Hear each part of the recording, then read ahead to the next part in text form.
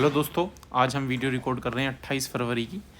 तो ये थोड़ा सा हमारा न्यूज़पेपर लेट हो गया था, इस वजह से थोड़ा सा लेट 28 फरवरी का हम रह रहा था हमारा। तो 28 फरवरी वाला हम डिस्कस कर रहे हैं। देखते हैं इसमें 28 फरवरी वाले में क्या क्या चीज़ें हैं, क्या क्या खबरें हैं जिनको हम कर सकते हैं। जैसे कि अभी आपने देखा होगा कि फ़िलहाल डोनाल्ड ट्रंप और जेलेंस्की के बीच तीखी बहस हुई थी, तो उसको लेकर कहीं ना कहीं यूरोप अमेरिका से नाराज़ होता हुआ दिख रहा है और भारत की तरफ झुकाव उनका दिख रहा है। तो वही है, टकराव और स्पर्धा के दौर में भारत भरोसेमंद दोस्त उर्सुला। यूरोपियन यूनियन की ये अध्यक्ष हैं, इन्होंने बोला है कि ये जो टकराव का दौर चल रहा है, तो स्पर्धा का जो दौर चल रहा है उसमें भारत सबसे अच्छा दोस्त है हमारा। भारत की 2 दिवसीय यात्रा पर गुरुवार को पहुंची यूरोपीय आयोग की अध्यक्ष उर्सुला वान डेर लेयन ने कहा, टकराव और कड़ी प्रतिस्पर्धा के युग में आपका भरोसेमंद दोस्तों की जरूरत होती है। यूरोप के लिए भारत एक ऐसा दोस्त और रणनीतिक सहयोगी है।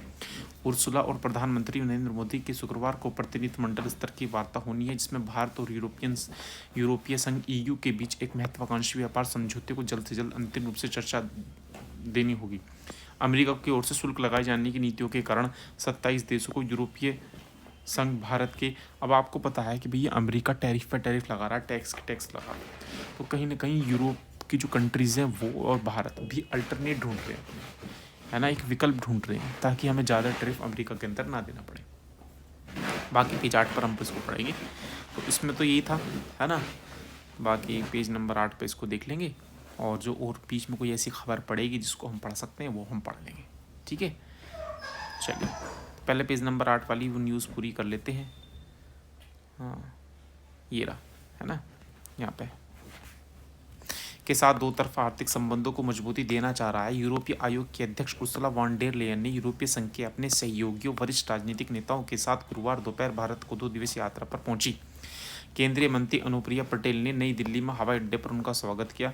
इसके तुरंत बाद उन्होंने एक्स पर पोस्ट किया, मैं प्रधानमंत्री नरेंद्र मोदी के साथ चर्चा करूंगी कि हमारी रणनीतिक साझेदारी को अगले स्तर तक कैसे ले जाया जाए, है ना। मोदी और वान डेर लेयन के बीच वार्ता यूरोपीय संघ और ट्रंप प्रशासन के बीच शुल्क को लेकर बढ़ते तनाव की पृष्ठभूमि में हो रही है। अमेरिकी राष्ट्रपति डोनाल्ड ट्रंप ने बुधवार को कहा था कि यूरोपीय संघ का गठन अमेरिका से टकराव के लिए किया गया था। उन्होंने यूरोपीय संघ से आयात पर 25% शुल्क लगाने की धमकी दी थी। इसको लेकर यूरोपीय संघ ने कहा कि मुक्त और निष्पक्ष व्यापार के लिए अनुचित बाधाओं के खिलाफ दृढ़ता से और तुरंत प्रतिक्रिया देगा।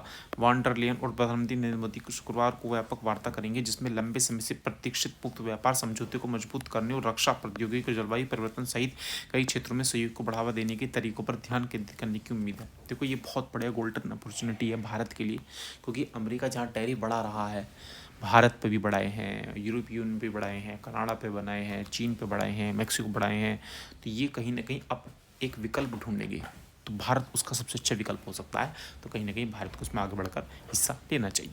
दोनों पक्षों के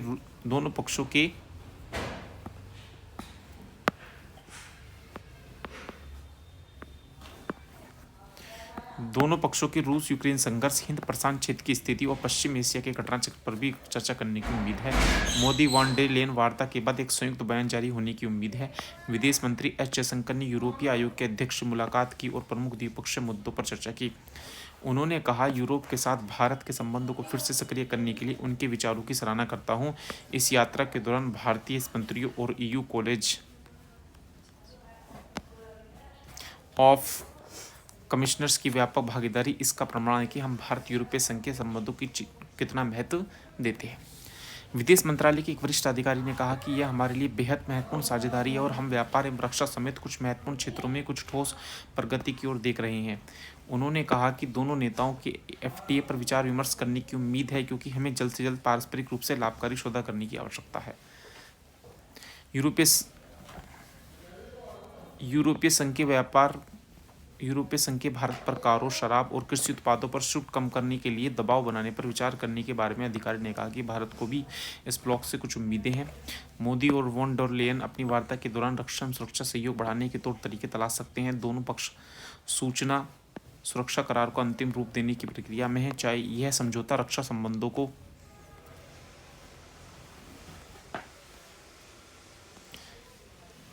गहरा करने के लिए एक रूपरेखा तैयार करने के लिए तैयार है। रक्षा संबंधों के विस्तार के हिस्से के रूप में यूरोपीय संघ जल्दी भारत के सूचना संलयन केंद्र हिंद महासागर क्षेत्र में एक संपर्क अधिकारी नियुक्त करेगा। भारतीय नौसेना ने नौवहन यातायात पर नजर रखने के लिए 2018 में गुरुग्राम में इसकी स्थापना की। यूरोपीय संघ भारत के साथ व्यापार में विस्तार करने का इच्छुक है और दोनों पक्षों का विचार है कि प्रस्तावित मुख्य व्यापार समझौते से आर्थिक संबंधों में उल्लेखनीय वृद्धि होगी। वित्तीय वर्ष 2023-24 में यूरोपीय संघ के साथ माल में भारत को द्विपक्षीय व्यापार 135 बिलियन अमेरिकी डॉलर था, जिसमें यूरोपीय संघ को निर्यात 76 बिलियन अमेरिकी डॉलर था और यूरोपीय संघ से आयात 59 बिलियन अमेरिकी डॉलर दर्ज किया गया, जिससे ब्लॉक मॉल में कई नई दिल्ली का सबसे बड़ा व्यापारिक भागीदार बन गया है ना। तो कहीं ना कहीं यहाँ व्यापार बढ़ने की उम्मीद है। नेक्स्ट आर्टिकल देख लेते हैं और कौन कौन से आर्टिकल है हमारी, है ना। ये वाला आर्टिकल देख, पहले कोट्स देख लेते हैं क्या कहें अल्बर्ट आइंस्टीन का। जीवन एक साइकिल चलाने की तरह है, अपना संतुलन बनाए रखने के लिए आपको चलते रहना होगा। बहुत बढ़िया कोटेशन है अल्बर्ट आइंस्टीन के द्वारा। हाँ जी, समझौते से आस देखते हैं इसमें क्या है।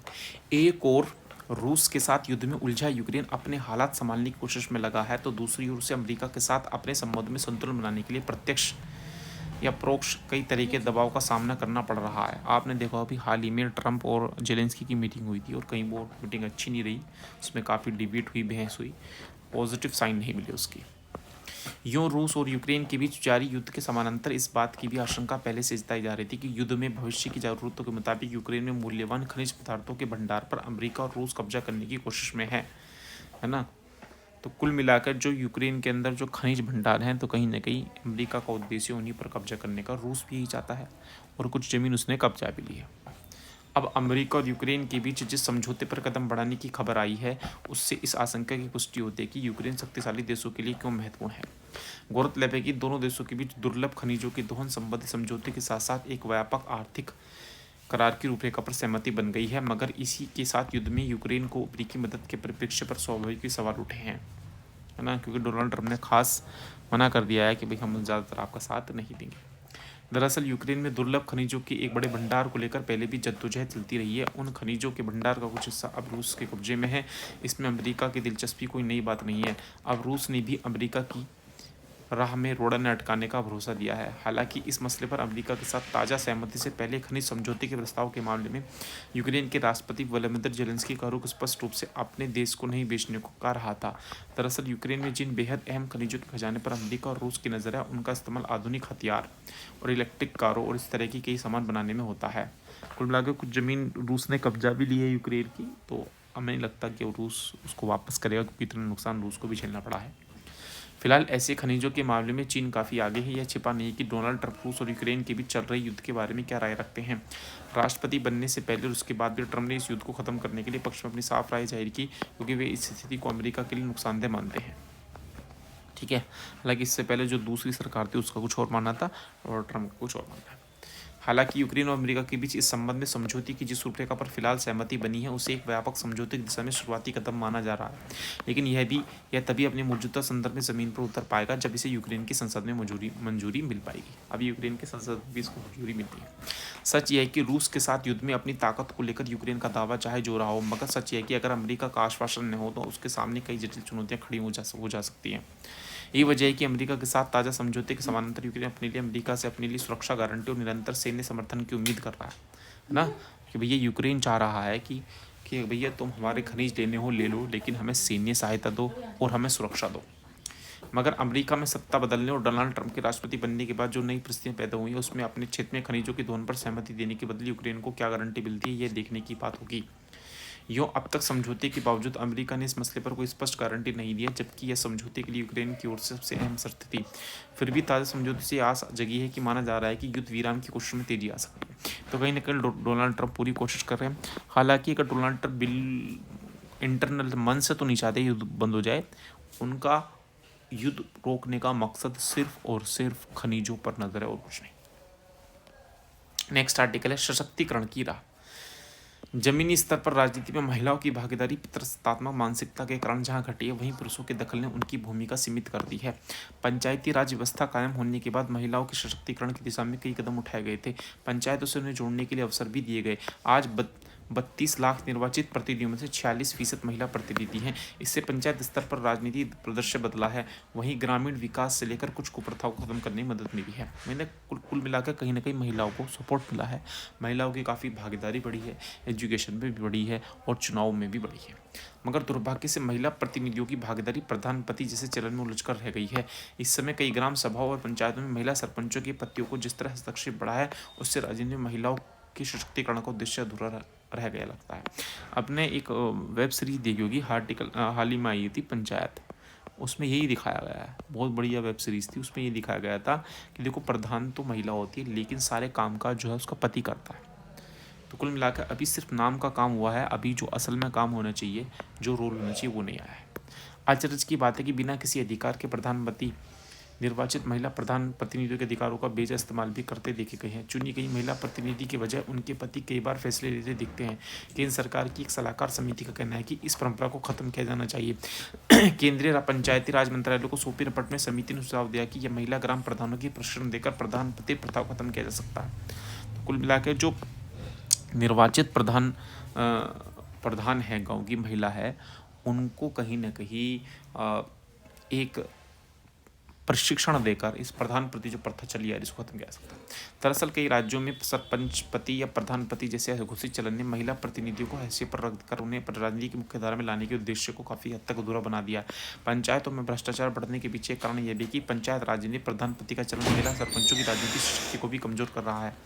इसलिए केंद्रीय पंचायती राज मंत्रालय की समिति का यह सुझाव उचित है कि प्रधानपति प्रथा को खत्म करने के लिए कई दिशा में कार्य किया जाना चाहिए। पद की जिम्मेदारी जुड़े हर कार्य का प्रदर्शन देकर महिलाओं को सशक्तिकरण किया जा सकता है। भागीदारी के साथ प्रतिनिधि की व्यवस्था की कामयाबी के लिए एक प्रशिक्षित और निर्णय लेने में पूरी तरह सक्षम महिला प्रधान या सरपंच तैयार किए जाने की जरूरत है।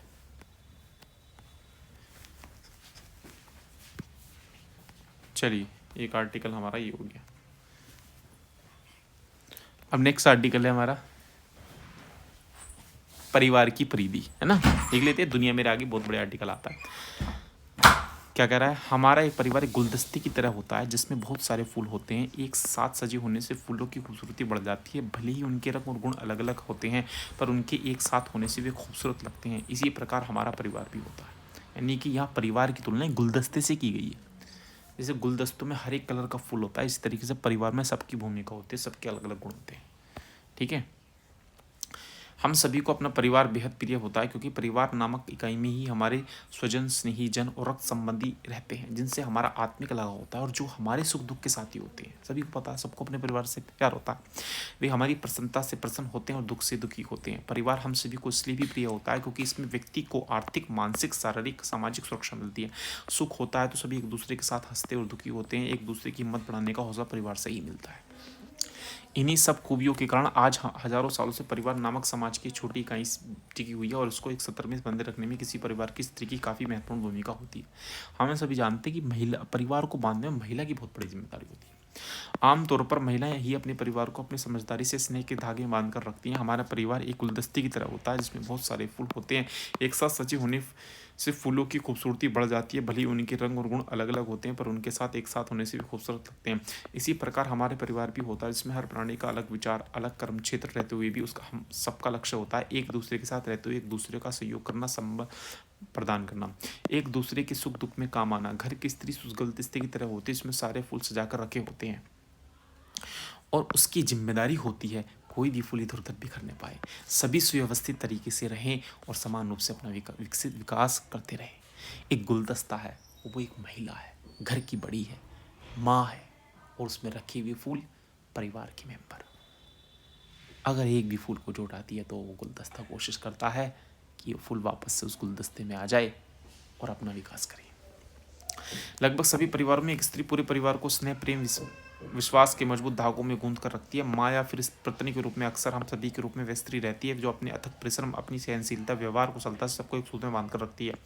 परिवार की हर कड़ी को एक दूसरे से जोड़कर रखती है। स्त्री के ऊपर यह बहुत बड़ी जिम्मेदारी होती है कि वह अपने घर को कैसा स्वरूप दे, लेकिन इस भूमिका के लिए यह जरूरी है कि उसे वाजिब सम्मान और अधिकार मिले और परिवार के साथ सभी सदस्यों की ओर से उसे बेहतर भविष्य के लिए पूरा सहयोग मिले।